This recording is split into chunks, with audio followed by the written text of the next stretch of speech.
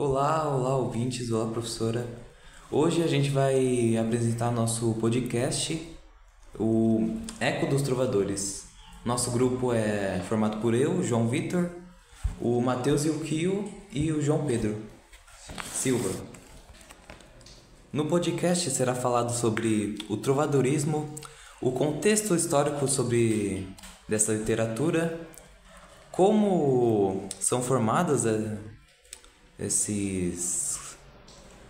literatura toda, né, em si, e quem que fabricava esses textos literários sobre o trovadorismo.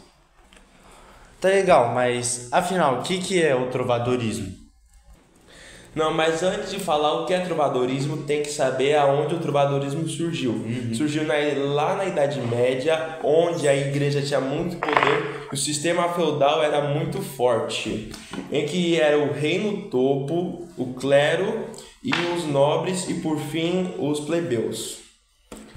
Em que o sistema feudal era muito forte, em que era o meu senhor e o vassalo. Para poder saber exatamente onde surgiu mais ou menos o trovadorismo, tem que levar em conta 4 teses. A tese que leva à reconquista cristã, em que os países, o Reino de Leão, Galiza, Portugal e mais alguns foram reconquistar suas terras por causa dos árabes que vieram, por causa dos muçulmanos, na verdade, que vieram conquistar essas terras. E também no início lá do povo, da cultura árabe e da literatura latina. E na região que ele surgiu, foi lá no sul da França, em Occitânia, e depois chegou a Portugal e Galiza no fim do século XII. Esse se desenvolveu até o fim da dinastia de Borgonha por volta de 1385. E o trovadorismo é a literatura mais antiga em que os poemas eram cantados, que eram feitos por grandes nobres letrados, numa época em que a maior parte da população era analfabeta. Não, mas espera aí, quem que eram esses nobres letrados que faziam esses poemas? Então, respondendo sua pergunta, senhor Matheus, os trovadores eram aqueles que faziam essas cantigas. Então eles que cantavam também as cantigas? Não. Os trovadores só faziam as cantigas. Quem cantava essas cantigas eram os jograis e os menestréis. Eles cantavam essas cantigas nas cortes, nos palácios e nas cidades. Mas que é esse jogral, esses outro cara aí que também cantava essas cantigas? Então, os jograis é o grupo que canta esses textos literários em um coro. Já um menestrel era um poeta e bardo que apresentava canções sobre histórias de lugares distantes ou eventos históricos, reais ou imaginários. Na apresentação dessas canções, geralmente haviam soldadeiras, que eram mulheres que, junto com jograis, realizavam apresentações musicais e dançadas, ou seja, elas ficavam dançando lá enquanto os jograis e os menestréis cantavam. Elas eram frequentemente chamadas de jogralisas e às vezes até mesmo tinham fama de prostitutas. Não, tá legal, eu entendi essa parte, mas como que eram essas cantigas? Tipo, como é a estrutura dela em si?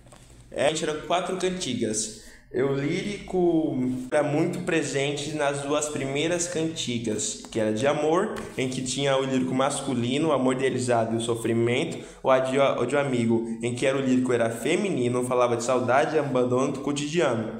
E por fim é de escárnio, que era uma crítica indireta e irônica, é de maldizer, que é uma crítica direta, ofensiva e até às vezes tinha um palavrão.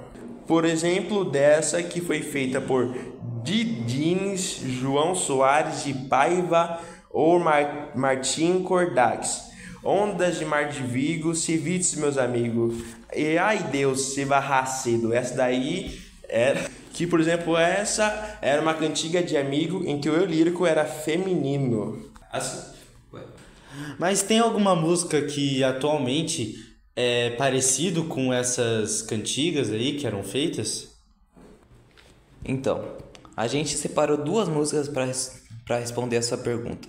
São elas: Ainda Gosto Dela e a música Brasil, da banda Kazuca. A música Ainda Gosto Dela, do Skank, fala de amor persistente e sofrido, parecido com a cantiga de amor.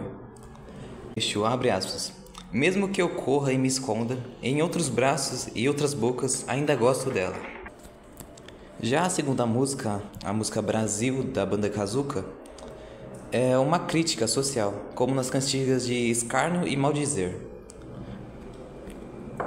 Ela ironiza os problemas do país. Abre aspas. Brasil, mostra a tua cara. Quero ver quem paga pra gente ficar assim. Enfim, o trovadorismo é muito antigo, mas ainda compatiza diretamente com os temas atuais, que são amor, saudade, críticas sociais, enfim.